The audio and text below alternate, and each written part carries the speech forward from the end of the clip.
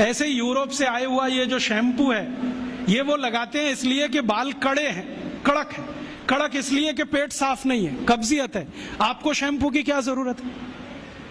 आपको बाल ही साफ करने हैं तो आयुर्वेदिक औषधि है आंवला, रीठा, शिकाकाई, गांव-गांव मिलती है, कहीं से भी ले लो, इकट्ठा करके डिब्बे में रख लो, बराबर मात्रा में मिला लो, 1 चम्मच गर्म पानी में डालो, सवेरे उस पानी से बाल धो लो।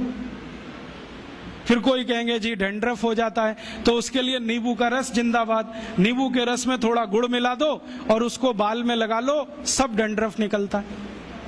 एलोवेरा जिंदाबाद। ग्वारपाठा कहीं भी मिलता है, उसका रस ले लो, बालों में लगा लो, एकदम ठीक कर देगा। अपने पास कुछ कमी नहीं, तो अपनी जिंदगी में ये एलोपैथी निकालो। सवेरे ही सवेरे उठते हो, चाय पी लेते हो, कॉफी पी लेते हो।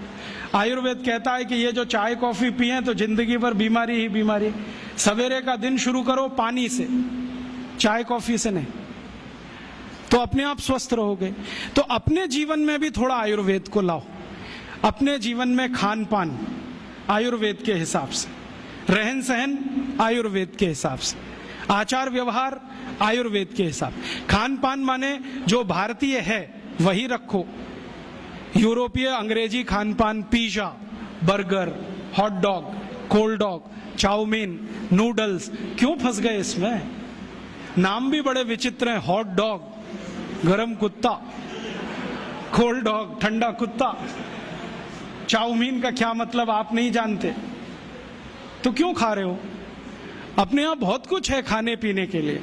भारत तो ऐसा अद्भुत देश है कि जिस दिन जन्म लिया और जिस दिन मरो, हर दिन एक नई डिश बना के खा सकते हो। इतनी वैरायटीज हैं इस देश में। ये यूरोप में तो पाव और भाजी माने बर्गर, पिज्जा, ये सब पाव से ही बनता है। वो उनकी मजबूरी है, क्योंकि गेहूं तो है उनके यहाँ, गेहूं अपने यहाँ भी है, गेहूं का आटा बनाते हैं, हम भी बनाते हैं। आटे को गूंदना नहीं आता उनको, क्योंकि वो टेक्नोलॉजी आज तक वो सीख नहीं पाए और हमने शायद ट्रांसफर भी नहीं किया होगा। तो आटा गूंदना नहीं आता, आटे को सड़ाना जानते हैं, तो सड़ाते हैं उसको। 20-20 दिन सड़ता है और वो सड़े हुए आटे से पाव ही बन सकता है, ब्रेड ही बन सकती है। हम तो आटे को गूंदना जानते हैं। गूंदे हुए आटे में 48 मिनट के अंदर कुछ भी बना लो। पूरी है, कचौरी है, रोटी है, पराठा है, नान है, क्या क्या सब बना लो।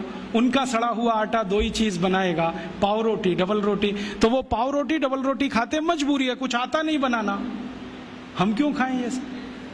और वहां पाव रोटी खाएंगे सड़ी हुई, तो इसको पचाना है तो कोई एसिडिक चीज पीनी पड़ेगी, तो वो पेप्सी कोक पीते हैं, क्योंकि खाया कचरा है तो पचाना भी वही कचरा, इसलिए पेप्सी कोक पीते हैं। हमको क्या जरूरत है पीने की? हम तो गर्म देश में रहते हैं, हमको तो जरूरत नहीं है। और अगर पेप्सी कोक पीना है तो सोच कर पियो कि इसमें वही एसिड है जिससे टॉयलेट क्लीनर बनता है, और उतना ही एसिड है जितना टॉयलेट क्लीनर में होता है। मैंने एक बार पेप्सी का पीएच कैलकुलेट किया था, 2.4 है, और फिनाइल का पीएच भी 2.4 है, हार्पिक का पीएच भी 2.4 है। तो एक दिन मैंने सोचा हार्पिक से टॉयलेट साफ होता है तो पेप्सी से भी होना चाहिए। मैंने किया और एकदम झकाझक सफेद से।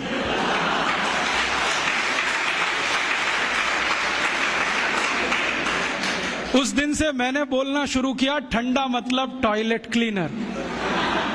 और हम पीते हैं, अकेले नहीं, घर में आने वाले मेहमान को भी पिलाते। हाँ, एक तरफ कहते हैं अतिथि देवता होता है, देवताओं को ही संडा साफ करने का पानी पिलाते हैं। ये पीने की चीज नहीं है।